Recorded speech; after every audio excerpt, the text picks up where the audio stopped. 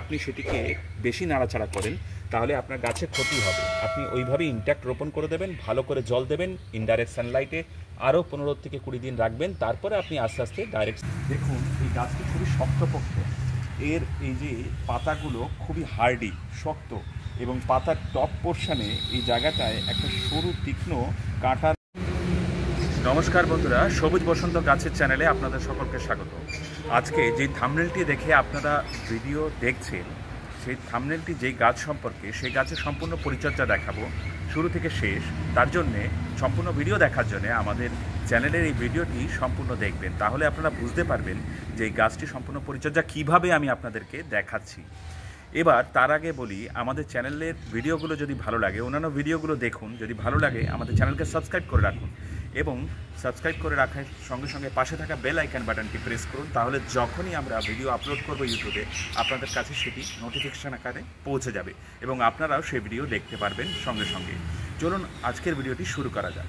এখানে দেখুন আমার পাশে যে গাছটি রয়েছে সেটি ইউকা গাছ, ইউকা গাছেরই একটা ভার্সন।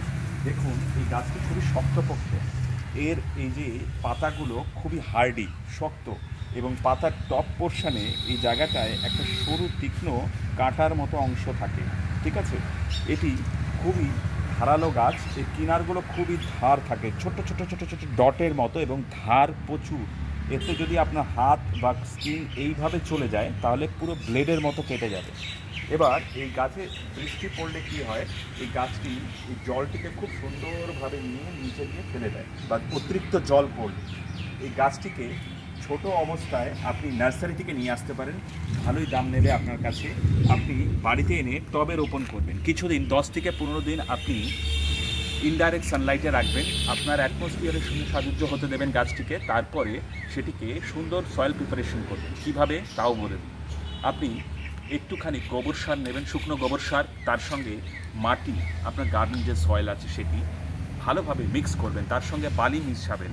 অর্থাৎ যদি 20 ভাগ বালি দেন তাহলে প্রায় অন্তত 70 ভাগের মতো মাটি দেবেন, ভালো করে মিক্স করবেন। মিক্স করে ওয়েল ড্রেনেজ সিস্টেম সম্পূর্ণ একটা পট তৈরি করবেন, তার মধ্যে আপনি এই চারা গাছটিকে আফটার 15 ডেজ আপনি রোপণ করবেন, এবং যেরকম ইনট্যাক্ট আপনি নার্সারি থেকে আনবেন সেরকমই করবেন, কারণ একরকমভাবে শিকড়গুলো সেন্স হয়ে থাকে। যদি আপনি সেটিকে বেশি নাড়াচাড়া করেন তাহলে আপনার গাছে ক্ষতি হবে। আপনি ওইভাবেই ইনট্যাক্ট রোপণ করে দেবেন, ভালো করে জল দেবেন, ইনডাইরেক্ট সানলাইটে আরও 15 থেকে 20 দিন রাখবেন, তারপরে আপনি আস্তে আস্তে ডাইরেক্ট সানলাইটে আনবেন। ডাইরেক্ট সানলাইটে গাছ খুব বেশি পছন্দ করে, এবং নিচের অংশটি যখন মোটা হবে বা শক্ত হবে, খুবই হার্ডি এবং শক্ত, কাষ্ঠলযুক্ত, অনেকটি নারিকেল গাছের মতো, ঠিক আছে। এবার এর এই পাশ দিয়ে দেখুন বহুদিন হয়ে যাবার পর ছোট ছোট চারার উদ্গমন হয়েছে, মানে চারা হচ্ছে। এই চারাগুলো আবার সুন্দরভাবে আপনার আলাদা করে তৈরি করে রাখতে পারেন এবং অন্যান্য জায়গায় রোপণ করতে পারেন, ঠিক আছে। এবং এই গাছের পরিচর্যা যদি বলি, নিচের অংশ দিয়ে পাতাগুলো না শুকিয়ে যায় একটা টাইমের পর। সেই পাতাগুলো যখন শুকিয়ে যাবে আপনি ধরে শুধু লোয়ার সেকশনে চাপ দেবেন, তাহলে এই পাতাটি খুলে বেরিয়ে যাবে এবং উপরের অংশটি এরকম বৃদ্ধি পেতে থাকবে। বহুদিন অনেকটা লম্বা যদি হয়ে যায় তখন আপনি কোনো শক্ত একটা কাঠি বা কোনো রকম আর্মেচারের সাহায্যে এটিকে বাঁধন দিয়ে রাখবেন, তাহলে গেলে পড়ে যাবে বাইরের দিকে, এবং বাইরের এই অংশটি পড়ে গেলে কী হবে, ভেঙে যাবে, ভেঙে গেলে গাছটি নষ্ট হয়ে যাবে।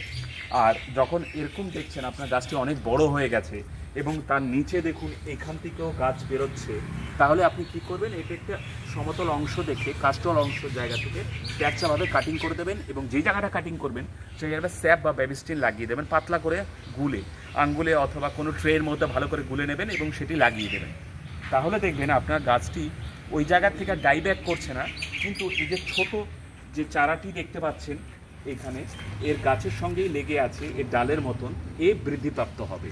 এইভাবে আপনি অনেক বড় গাছ হয়ে গেলে সেটিকে কাটিং করে ছোট গাছকেই আবার বড় আকার দিতে পারেন। আশা করি এই গাছটি আপনার বাড়িতেও খুব ভালো থাকবে। তার জন্য আপনি কি করবেন, মাঝে মাঝে একটু স্যাপ বা বেবিস্টিন পাতলা করে গুলে নিয়ে আপনার স্প্রে বোতলের মধ্যে ভরে নেবেন, এবং অন্তত বছরে 1 কি 2 বার বর্ষা বাদ দিয়ে সময় আপনি একটু স্প্রে করে দেবেন টপ টু বটম, ব্যাস। আর কিছুই করতে হবে না, কোনো রকম পরিচর্যা লাগবে না, এই গাছ আপনিই বড় হতে থাকবে এবং আপনার বাগানের শোভা বাড়বে।